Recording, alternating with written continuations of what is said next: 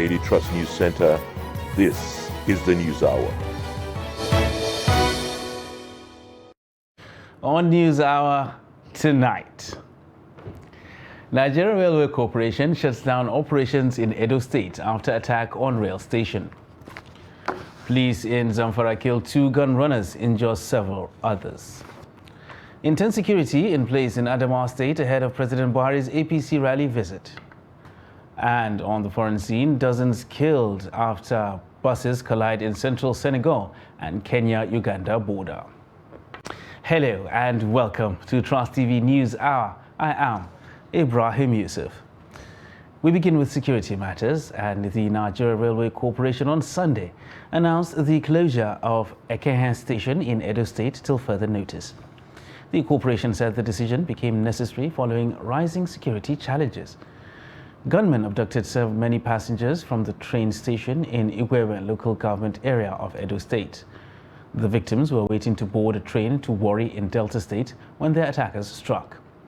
The incident came barely 1 year after the March 28th attack by bandits on the Abuja-Kaduna train last year, leading to the death of about 14 passengers, while 65 others were abducted. The NRC statement said the Ekehen station will be temporarily closed due to security issues till further notice. Meanwhile, Trust TV's reporter in Edo State, Usman Bello, gives us an update.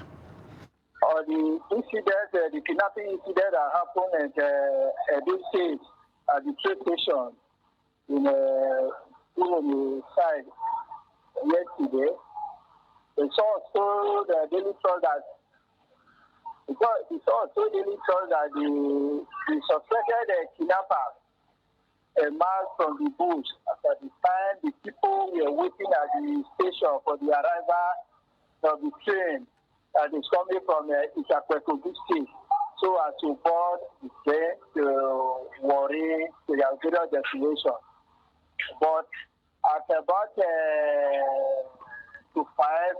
that they had a sound of gun, see the people coming out of the bush shooting sporadically, while the people were running scatter. And in the process, many of the passengers waiting to board the train were kidnapped, while many were injured. But according to the source, said they suspected that the suspected kidnappers were herdsmen who have been roaming the area.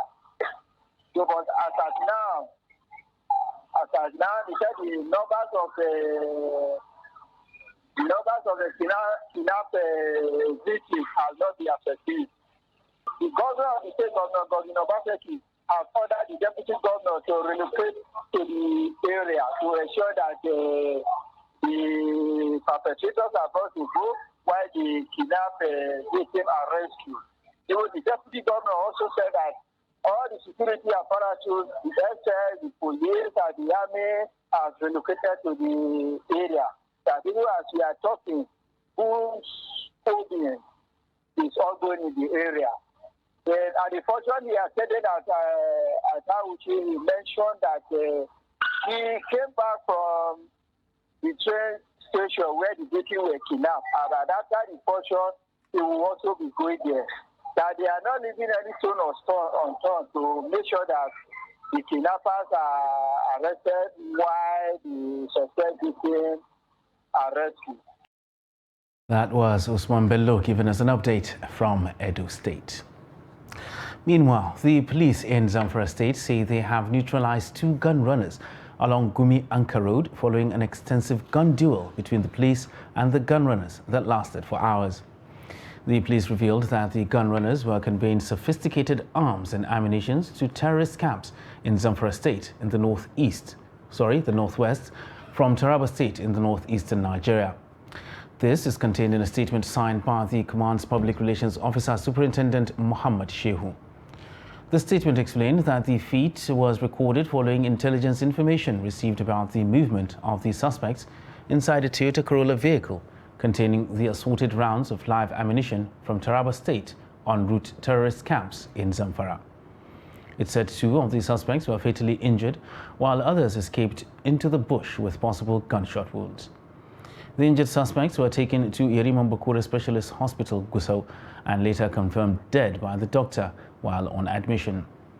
The police further said it recovered a Toyota Corolla vehicle containing 3 live shells for rocket RPG, 3 explosive shells, 105 rounds of live ammunition for AK-47 rifles, 200 rounds of live ammunition for anti-aircraft and assorted charms.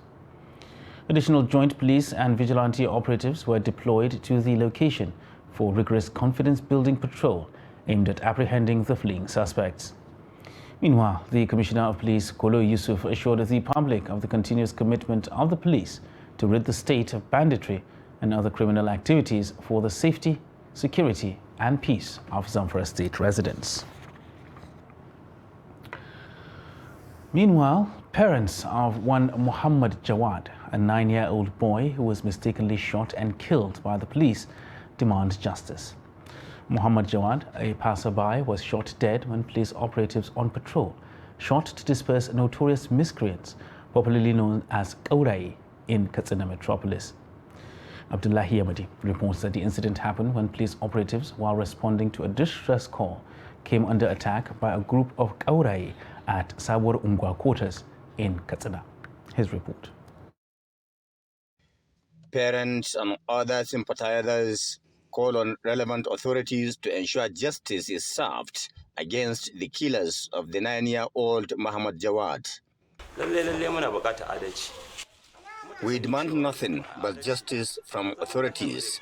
My son was hit by a bullet fired by a police officer. It isn't true that they were dispersing Kaurai. We don't have miscreants or Kaurai in this area. We need thorough investigation into this matter to unravel the perpetrators of this crime. My son is innocent and innocently killed.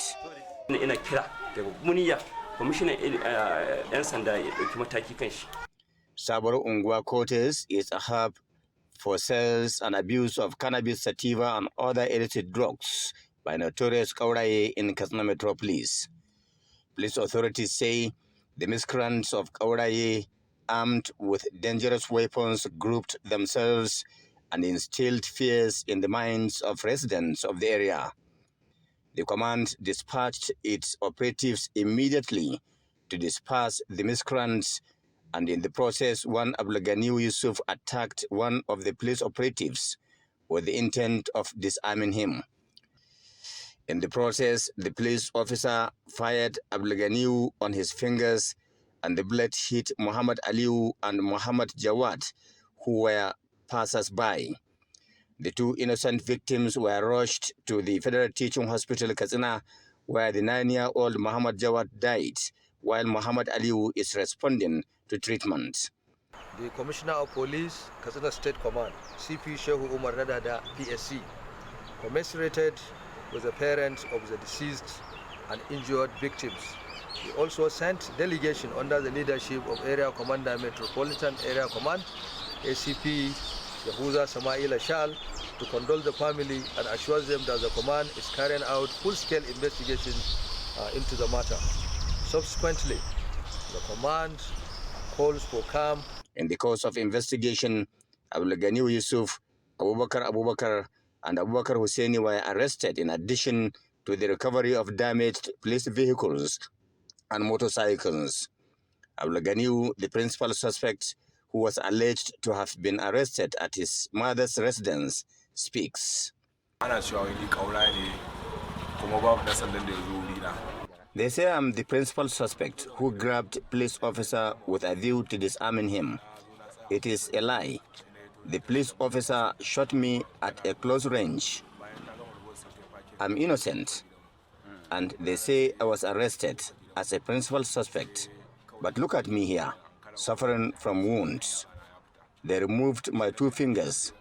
I demand justice from all relevant authorities.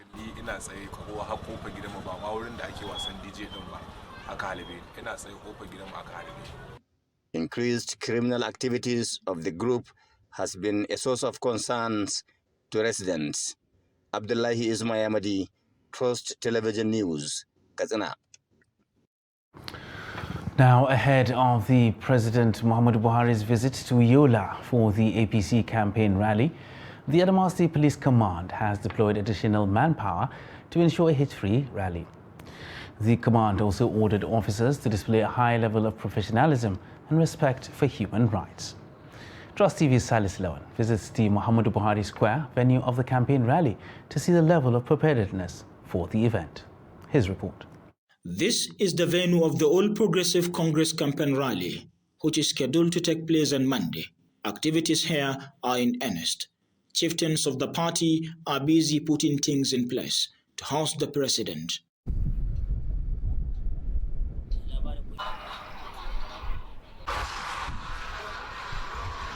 Adamawa State Assistant Commissioner Police in charge of operation, Shehu Umar Didango, enjoined residents to be law-abiding, as the command is ready to deal with anyone whose intention was to breach law and order. We have gotten a very good cooperation from members of the public through enlightenment, through our PPRO, who informed the people of the coming of the president. They should remain calm and ensure they equally be peaceful. We are able to reach all traditional rulers, religious leaders, youth leaders, political party members, that they should remain peaceful as well as they should remain law-abiding citizens. The preparation is on top gear. I think she's not someone that is just does her thing anyhow. She's a very serious-minded person. And anything she does, she will do it to the best of her ability. So she's ready for this flag off for campaign rally. We thought, as a party, we deserve every right to be accorded the state facility of Ribadu Square to host the event. But unfortunately, approval was granted for the presidential rally that was billed to hold on the 18th. But when the governorship aspirant approached the same Adamawa State government for the venue, they denied granting the venue for the event to hold on the 9th. People will support her to make the event to be successful, because they are all needing to see Mr. President, General Muhammadu Buhari, and they appreciate on the Adamawa State people have been happy to hear that a president himself will come and support our distinguished Senator Gamna to be Aisha Tubinani.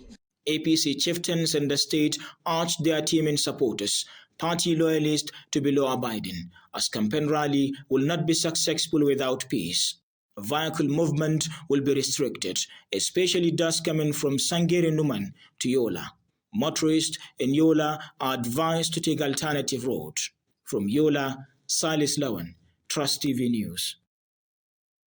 And still talking politics, APC presidential candidate Bola Tinubu told the Ariwa community in Lagos State that his government, if elected, will spread infrastructure projects to give all sections of the country a sense of belonging. Tinubu said this at a rally organized to endorse him by the Ariwa community at Old Onikon Stadium in Lagos Island. Governors of Lagos State, Babajide Sanwo-Olu, and Kano State's Abdullahi Umar Ganduje accompanied Tinubu to the rally. The APC candidate told the crowd that his progressive politics will ensure justice for all, thanking the community for their open endorsement. I am glad to receive your endorsement today. We live in harmony. We live in joy. We live in peace. We must do our business and bring prosperity to Nigeria. We will make provision for those children. Then we have school. Then we have education. Then we have clinic. Then we have somewhere to sleep. Then we have food to eat. Nigeria is their country. Arewa community, I would like to inform you, your brothers and sisters in Arewa, they love Asuwaju more than the way he is loved in Lagos. By God's grace, Arewa is going to give you massive support, not only in Lagos, even in the northern Nigeria. I am sure, I won't tell you categorically, sir, anybody you see here in Lagos, they are the representative of their people in the north. And meanwhile, hoodlums over the weekend disrupted the distribution of permanent voters' cards in some parts of Ikpobaoka local government area of Edo State. Now, it was learned that the incident happened on Friday and Saturday in Ward 01 at Iwogbon, Utewo, and Ward 05 at St. Saviour's School, Ward 07 at Igbekun, and Ward 06 at Maria Goretti College, RA0 at Obayato Army Children's School and Ogege Health Center. The hoodlums were said to have stormed the collection centers in the morning when INEC officials moved the distribution of the PVCs to ward level. The head of voter education, Edo INEC office, Timidi Wariowe, in a statement said INEC Edo State has received reports of unruly incidents between Friday and Saturday, which degenerated to the disruption of the collection of PVCs and threats to officials and materials in the 5 wards. He said INEC had informed the police command about the situation. He called on all citizens, especially community leaders, on the need to ensure the safety of INEC officials and materials deployed to their various communities to ensure that voters collected their PVCs and were able to vote in the elections. And still talking PVC collection, prospective voters in Rigasa ward in Igabi local government area of Kaduna State lament the slow pace of distribution of the permanent voter cards at ward level.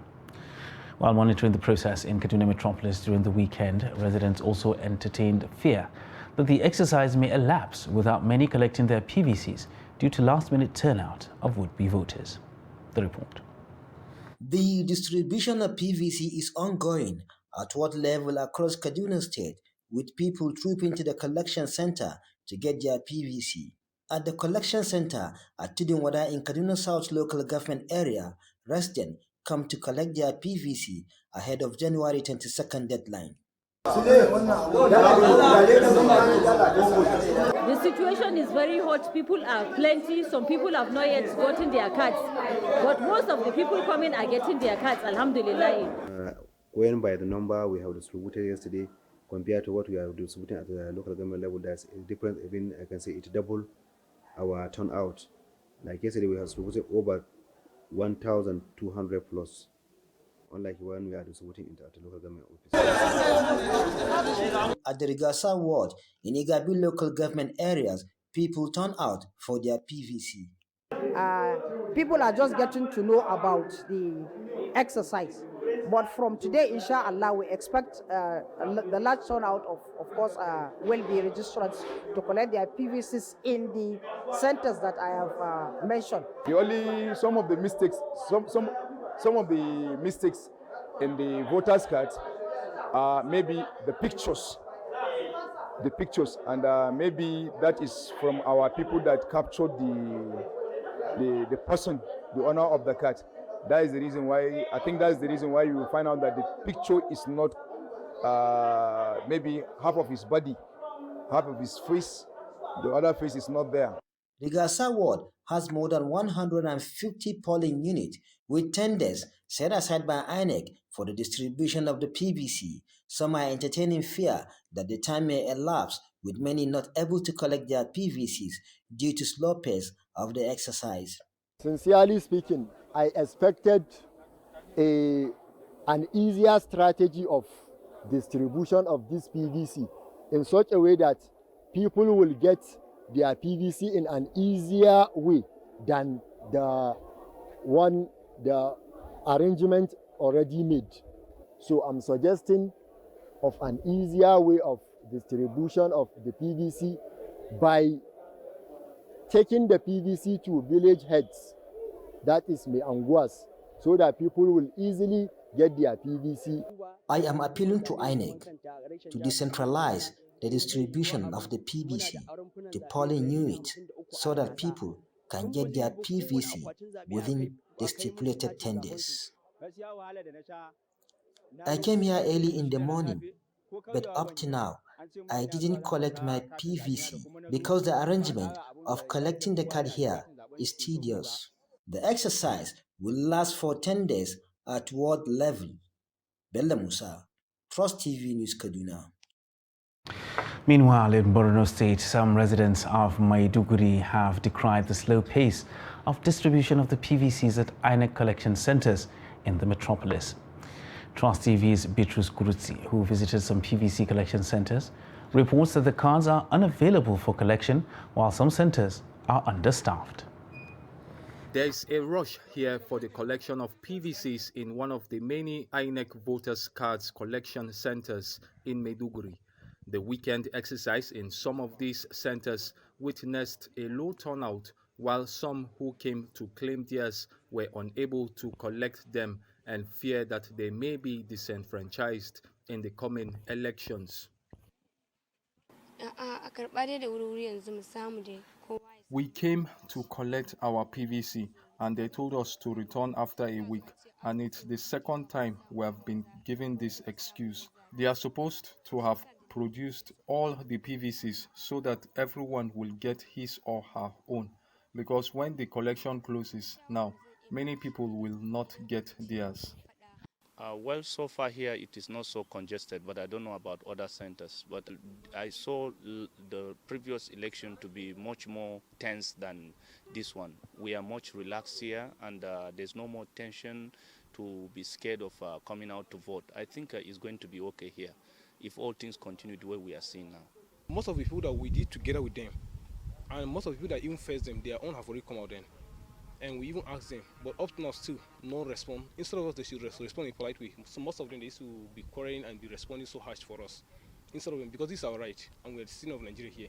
We have the right to vote and everything then. But up to now, we haven't seen any single of that. I come in early in the morning, 11:11. Nobody opened this place. That's why after praying, I came here again and collected. They also feel that the deadline for the collection of the PVCs should be extended. They're supposed to be about 5 or 6. This is about 60-something units in the same place. Thousands of people may come. Only 2 people are checking this thing. This is not fair. There is enough funds that was given to INEC. I believe they can recruit more people to make life easy. How many persons is he going to start? It's only one person that was working inside that place. But what about the rest? I think if people are not able to access it, I would advise that the extension should be granted for the masses to have access to it, since it is a very important. So far, more than 25,753 cards have been collected out of the 132,750 new PVCs received on Friday. With the collection of the PVCs billed to last for 2 weeks, some residents who couldn't get theirs are hoping that INEC will extend its collection deadline. And still on the matter of the PVCs, Chairman of the Zamfara State Universal Basic Education Board, Abubakar Maradun, has appealed to Nigerians, especially members and supporters of the All Progressives Congress, APC, to collect their permanent voter cards to enable them participate in the 2023 general elections. Now, he was speaking with journalists in Gusau, the state capital, where he attributed the peaceful conduct of the APC campaign in Zamfara State to the reconciliation among members of the party. The chairman of the Zamfara State Universal Basic Education Board, Abubakar Maradun, who is a chieftain of All Progressive Congress APC, said the party is confident of winning the 2023 general election, given its impressive performance in the areas of security and education. Maradun said the state built over 1,000 blocks of classrooms, toilet facilities, as well as 50 perimeter fences to protect pupils against terrorists. Abubakar Maradun called on residents of Zamfara State to collect their PVCs to vote APC candidates from the presidential to the State House of Assembly to enable them continue enjoying dividends of democracy. I cannot say we finished everything, but I can say we did well. You have been going around and you have been seeing our classes. the aggressive approach. Any project you see with yellow paint and ash color roofing sheet and ash color paints down is the project of this administration. And you can see them anywhere. The APC chieftain described the All Progressive Congress APC governorship campaign rallies in 6 local government areas of the state as peaceful due to the reconciliation, which brought members of the party together, including 3 former governors of the state. Even you, the journalists, have seen it clearly that there is no other party in the I didn't say that PDP or but if you see the people that are people, you know that APC is the party for Congress in the state. And you know the reason. You have already mentioned it. The reconciliation triggered by His Excellency, Executive Ghana Honorable President Tolomani, and former Ghana His Excellency Abdulaziz. The Zamfara State Subeb chairman noted that Governor Bello Muhammad, having done well in the state, deserves a second term to enable him continue with the developmental projects in the state. Meanwhile, Socio-Economic Rights and Accountability Project SERAP wants President Muhammadu Buhari to immediately reverse what it described as unlawful, unjust and unreasonable increase in electricity tariff. In a statement on Sunday, SERAP's Deputy Director Kolawole Oluwudare wants Buhari to ensure that investigation of the spending of public funds as investments and bailouts by successive governments to electricity distribution companies and generating companies since 2005, and prosecution of cases of corruption and mismanagement. Following reported approval by the Nigeria Electricity Regulatory Commission (NERC), electricity tariffs were increased across discos in the country in December last year. Several prepaid customers have reportedly confirmed the increase, while both the Minister of Power and the NERC have refused to confirm or deny such an increase. A Volkswagen Golf saloon car caught fire while refilling its tank at the NNPC mega station in Dutse, the Jigawa state capital. The car was completely burnt as the fire could not be controlled on time. Other vehicles waiting on the queue had to be evacuated to avoid further escalation of the fire. Confirming the incident, the Public Relations Officer of the Nigeria Security and Civil Defense Corps (NSCDC), CSC Adamu Shehu, said the fire has been controlled. He said some of the cars at the filling station were equally destroyed by the fire, and it took the combined efforts of security personnel, men of the state and federal fire service and the Dutse International Airport Fire Service to put out the raging inferno. The pump attendant, Abdulmumin Haladu, who was attending to the vehicle when the incident occurred, was also injured by the fire and is currently receiving medical attention at the Dutse General Hospital. Stay with us on Trust TV News Hour. Still ahead, we'll tell you why price of yam is falling. Details of this and more after the break. Do stay with us. Now, as part of efforts to support Africa's goal of strengthening... Now, looking at the activity chart, as you can see right here, a total volume of 130... a Boko Haram crisis that at that time was restricted to Yobe. How secured are they? You can see security men with blood. This is the road leading up to the... Really, if you look at English squad, you are looking at EPL, you are looking at their names. You are not looking at...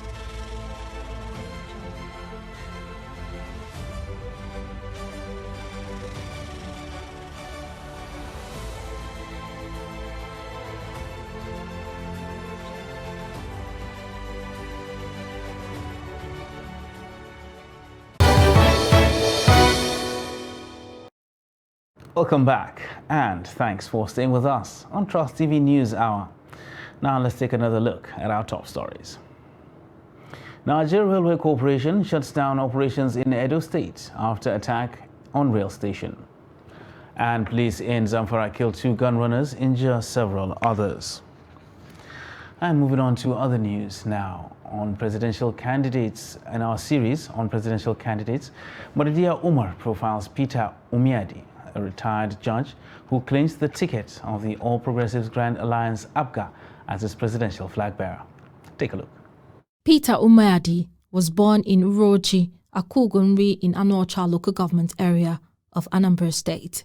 He attended the University of Nigeria Enugu campus and graduated with LLB honours in 1979. He was at the Nigerian Law School, Lagos, and was called to bar in 1980. He was then appointed a judge at the High Court of Anambra State in 1997. In 2011, he was sworn in as a Chief Judge of Anambra State. He was also a member of the National Judicial Council, NJC, and the National Judicial Institute, NJI.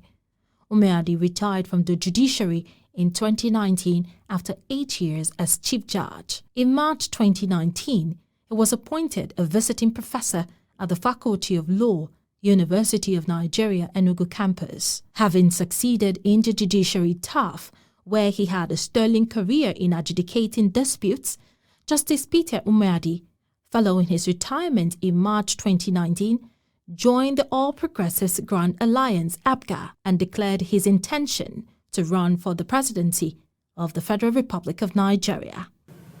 Today, accepts my nomination as the presidential candidate of the All Progressive Grand Alliance APGA. On the presidential candidate of APGA, Peter Umiadi hopes to be victorious in the 2023 elections. Justice Umiadi, who is contesting for the highest office in the land, alongside 17 other candidates of other political parties, believes he is the best qualified for the highest job in the land. Umiadi had on Wednesday, June 1, emerged as the APGA presidential candidate at a special convention attended by party leaders and members drawn from the 6 geopolitical zones of the country and the FCT. Following his nomination, which a faction of the party challenged in court, Umiadi laid his programs for sound education, affordable health care, food, security of life and property, and ability to achieve life ambitions in a setting presenting a level playing field and predetermined standards, if elected as President of the Federal Republic of Nigeria. That was Maridia Umar with the profile of the presidential candidate of the All Progressives Grand Alliance. Now, following the rise in the number of entertainers venturing into politics in the country over the years, those aspiring for political offices in the forthcoming general election have been called upon to ensure that they have the requisite capability, know-how and sincerity of purpose, rather than depending on their celebrity status or fan base to aspire for available political office. Some residents of Jos, the Plateau State capital, called on the entertainers not to perceive politics as entertainment, saying they are two different things altogether. The report. Much is always expected from entertainers due to their popularity, celebrity status and role model positions in the society. Many of them smoothly transit into other professions and are easily accepted because of their popularity and name. However, for those venturing into politics, it is slightly different because the political terrain of the nation has its own dynamics, peculiarities and modus operandi. Some residents of Jos, the Plateau State capital, bear their minds on entertainers venturing into politics. Entertainers in Nigeria, for example, entering into the politics, entering into Nigerian politics, I view it as like most of them see it as a good avenue for them to, make a quick wave in politics, because they have a large fan base. But I believe that before anyone should get into politics, they should be screened properly. Entertainers going into politics, going into the political sphere, I think it can be encouraged on certain criteria. So some questions we should ask should be, are they competent enough? Are they going to be accountable enough? Do they have the necessary skills and know-how in leadership? I think everybody can come into politics, but the option is can they do well, and that is just the major thing. You understand? It's an open opportunity. It's an open space that we find out that today the entertainers are taking over the political atmosphere because of their fans base. Meanwhile, some entertainers expressed divergent views on joining partisan politics. It would be very wrong of me to stand there and condemn whoever is an entertainer and has used the platform to garner fans, exposure, and then transcend it into politics. Entertainment goes about storytelling, goes about day-to-day lives of people. So entertainers, I guess, understand much or very well of people from the grassroots or people on the grassroots. Unlike, I don't want to say, but well, unlike some politicians, that power is being just transferred from a political father to a political son and a political daughter. Like, it's just people that are growing in the system. Some of them have not really understand or have not understand the pain of people in the grassroots. It is, however, a mixed grill of opinions, as some believe the entertainers seeking political offices should take it as a point of responsibility to reconcile between politics and entertainment. Now, residents of Pinau community in Wase local government area of Plateau State decry the refusal of the state and local governments to construct a bridge that links the community and other communities bordering Wase town to access hospitals and markets. The residents said they find it difficult to convey patients to the main town of Wase, where better health services can be obtained. Ado Musa completes the report. Pinau is a community inhabited mostly by farmers, but getting access to the main town of Wase, the headquarters of Wase local government area for their socio-economic activities, has always been difficult. The residents of the area construct wooden bridge to have access to the outside wall. They claim that they had severally made their cry to the Wase local government authority that many deaths were recorded while crossing the river to Wase town and other neighboring communities. We are calling on government at all levels to hear our cry. I believe that the government is listening to us. We are doing this community work to ease vehicular movement so that our farm produce can be transported to other areas. Besides, when someone is ill, we are not finding it easy to take them to Wase town for treatment. We have come out this morning as a community to construct the bridge and fill some holes. This is an ancient village and we are mostly farmers. If we don't put the bridge in order, there's no way we can cross the river with our farm produce during or after rainy season. We are calling on government to assist us. While expressing their frustration for the absence of the bridge, members of the community call on both the local and the state government to do the needful to construct a strong bridge that will link them to the main town of Wase for improved social and economic activities. Ado Musa, Trust TV News, Jos. Now to Niger State, where yam farmers have lamented the fall in the price of yams since the beginning of this harvest season. Our reporter in the state says farmers are attributing the fall to insecurity and other challenges. The report. Shiroro, Paikoro, and Munya local government areas are among the major yam producers in the state. A check at yam markets in Kuta, Mutunde, and Paiko in above local government areas shows significant fall in the price of yam. Farmers say the current price is not commensurate with the prices they bought inputs such as fertilizer and chemicals during the planting season. According to them, insecurity is the major cause of the fall in the price of yams, as traders who normally come from Lagos and other parts of the country have stopped due to persistent abduction by bandits.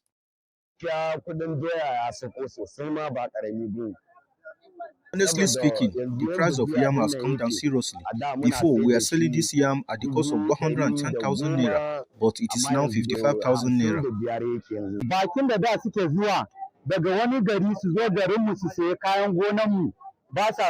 Traders that used to come from other places to buy our farm produce are no longer coming because of insecurity in Shiroro local government.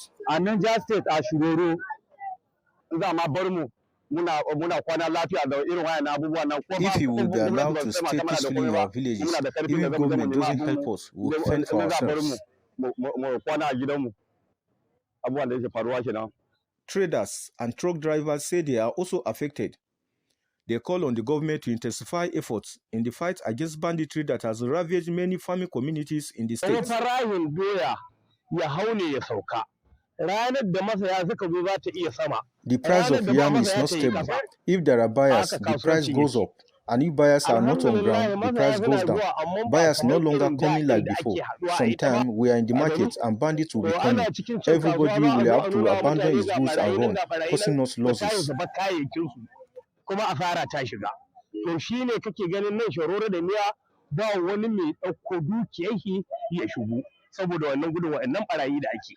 Da muna zaman lafiya zaka loda mota 10, 20 amma yanzu mota biyu da kyar za a load. When there was peace, we used to load 10 trucks or 20 trucks of yam in a market day, but you hardly load 2 now. It is affecting us because unless traders come to buy, we will not have anything to load. Suna ganin haka saboda barayin nan mutum zai zo da kuɗinsa a ɗauke shi, a rike kuɗinsa, a ya nemi kansa da kyar ya rasa, shine yasa suka yi deciding gwanda su gudu wani waje. Yanzu dai mu sun ban mu ga kaya ba mu da masaya saboda wannan harkar barayi. Niger State is one of the major yam producing states in Nigeria, but attacks on farming communities and abduction of traders have crippled the production of the commodity in the state. Abubakar Akote, Trust TV News, Mina. And amid the dwindling economy and high rate of unemployment that has become the major contributing factor to insecurity in the country, the Adamawa state government says it has lifted over 20,000 youth and women out of poverty. The head of the Poverty Alleviation and Wealth Creation Agency in the state, Aishatu Bello Bawa, disclosed this in an interview with Trust TV in Yola. Silas Lowen reports. Aishatu Bello Bawa noted that the agency's interventions are in the areas of training for starters, giving technical support to business owners and entrepreneurs, as well as dishing out social welfare packages to those in dire need. We thank God for the life of Right Honorable Ahmadu Umar Fintri. It's not an over-exaggeration. We have approval and releases over 4.4 billion naira from 2019 to date on empowerment issues. And also this year, in the budget of 2023, we have 2.445 billion has been approved for empowerment. So we consider youths, women and vulnerable groups. Bawa said the agency's skills acquisition centers will give priority to the 2,700 students that were already receiving various skills at the centers, adding that opportunities will thereafter be open to fresh beneficiaries in order to reduce poverty in the state. In 2023, we intend to redouble our efforts to ensure that we have value for the little resources.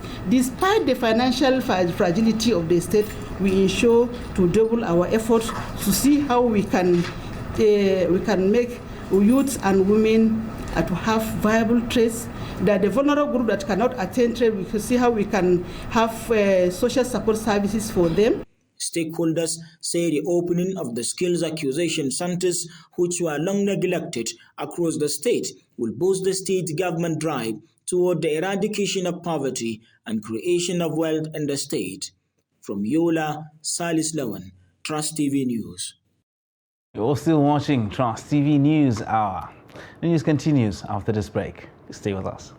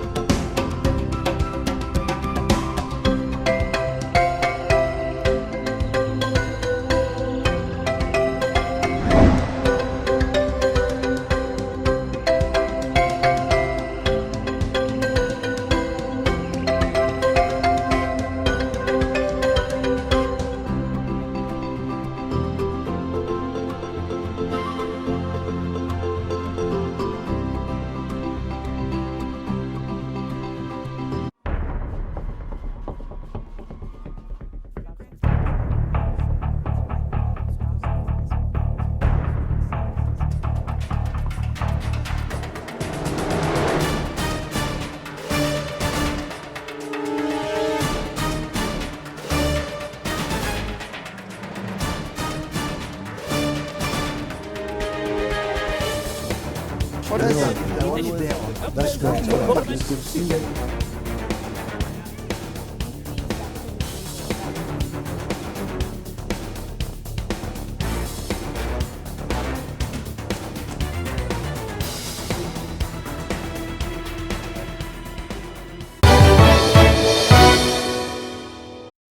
Welcome back to Trans TV News Hour. Now it's time for us to take a look at the foreign scene, where at least 40 people have been killed and 87 injured after two buses collided near Kaffrine in central Senegal.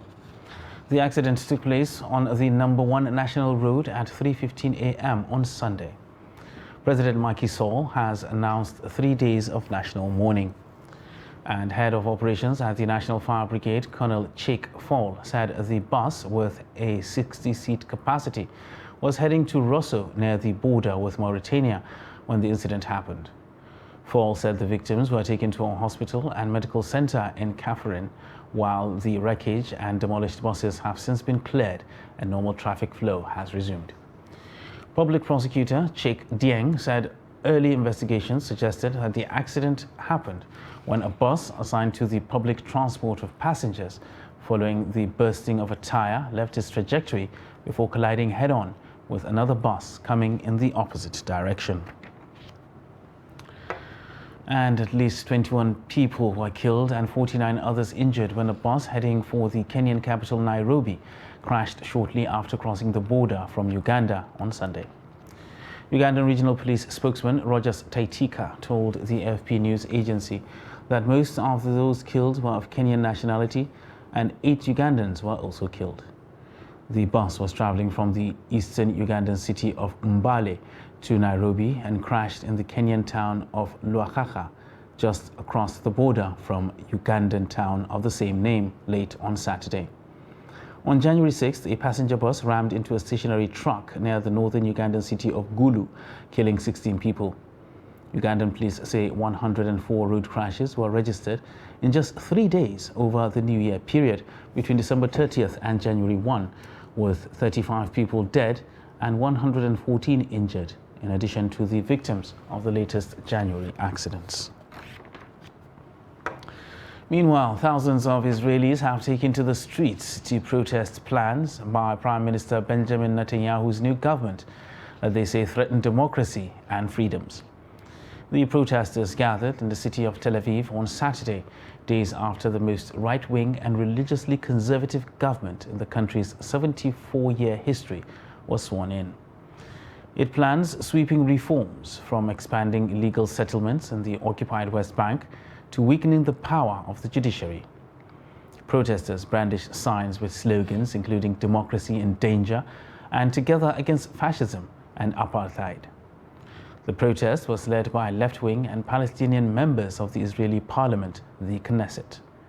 Critics accused the government of declaring war on the legal system, saying the plan will upend Israel's system of checks and balances and undermine its democratic institutions by giving absolute power to the new government coalition.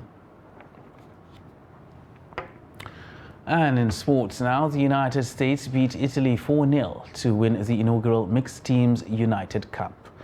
World number 9 Taylor Fritz secured the title with a 7-6, 7-4, 7-6, 8-6 victory over Matteo Berrettini in the third rubber of the best-of-5 final. Earlier, Jessica Pegula beat Martina Trevisan 6-4, 6-2 before Lorenzo Musetti withdrew from his men's singles rubber against Francis Tiafoe with a sole shoulder injury after losing the first set 6-2. Madison Keys put the US 4-0 ahead with a 6-3, 6-2 win over Lucia Bronzetti. The new event began with 18 nations playing round-robin matches in Perth, Brisbane and Sydney. And in football, Chelsea have signed Ivory Coast striker David Datro Fofana from Molde and Brazilian midfielder André Santos from Vasco da Gama.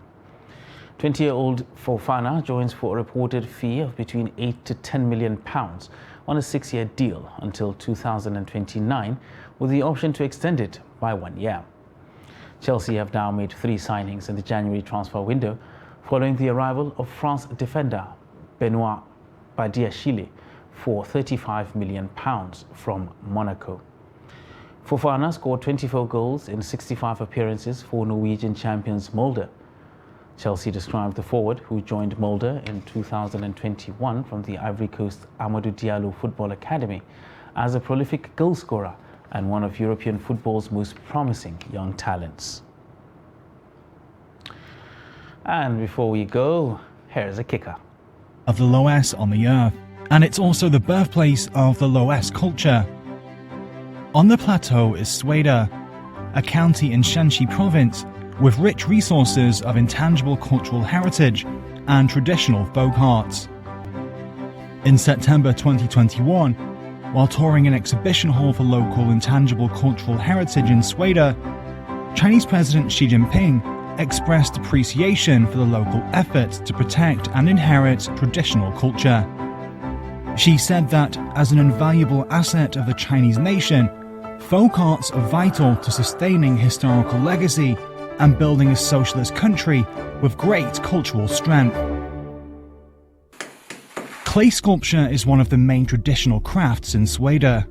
水的泥塑是带有明显的黄土气息的非物质文化遗产，象征着成立初期山北高原地广人稀，生存艰难。为了讨生活，很多人都协会边受益，泥塑就是其中之一。 隋的泥塑是黄土地上生活的瞬间，它千变万化，每一个作品都是不一样的，因为每次创作有不同的灵感和手法。 Suida is also known for its stone carving. The skills could date back around 2,000 years to the Qin and Han dynasties.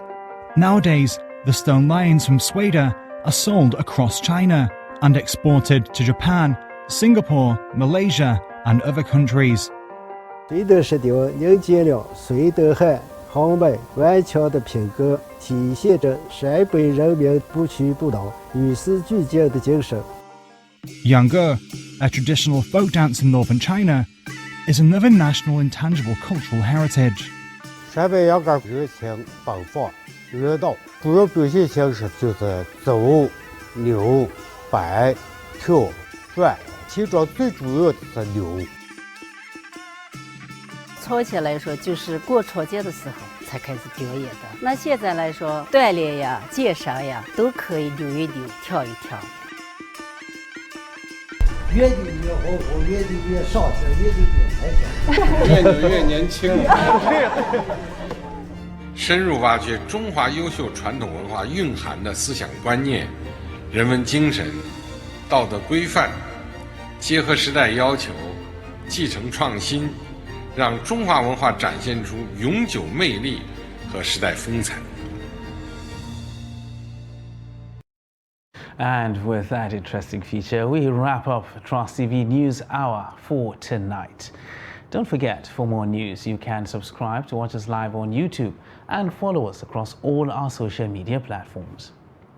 I am Ibrahim Yusuf. Thanks for watching.